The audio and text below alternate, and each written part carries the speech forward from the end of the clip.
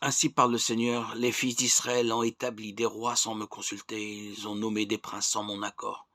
Avec leur argent et leur or, ils se sont fabriqués des idoles, ils seront anéantis. Je le rejette, ton veau, Samarie. Ma colère s'est enflammée contre tes enfants. Refuseront-ils toujours de retrouver l'innocence? Ce veau est l'œuvre d'Israël, un artisan l'a fabriqué, ce n'est pas un dieu. Ce veau de Samarie sera mis en pièces. Ils ont semé le vent, ils récolteront la tempête. L'épi ne donnera pas de grain. S'il y avait du grain, il ne donnerait pas de farine. Et s'il en donnait, elle serait dévorée par les étrangers. Éphraïm a multiplié les autels pour expier le péché. Ces autels ne lui servent qu'à pécher. J'ai beau lui mettre par écrit tous les articles de ma loi.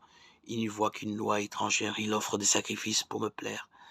Et il en mange la viande. Mais le Seigneur n'y prend pas de plaisir. Au contraire, il y trouve le rappel de toutes leurs fautes. Il fait le compte de leurs péchés. Qu'ils retournent donc en Égypte. Lecture du livre du prophète Osée, chapitre 8, 4, 7.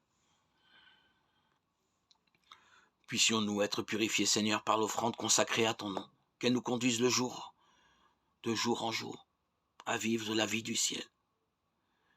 Dieu de grande bonté, tu as détruit l'homme ancien pour créer un homme nouveau à ton image. Accorde-nous d'être renouvelés comme lui, afin que nous puissions te plaire en t'offrant ce sacrifice qui nous réconcilie avec toi. Ce souvenir que tu as institué par le mémorial du repas des noces. Et en communion, Seigneur, que nous puissions être édifiés et avancer sur le chemin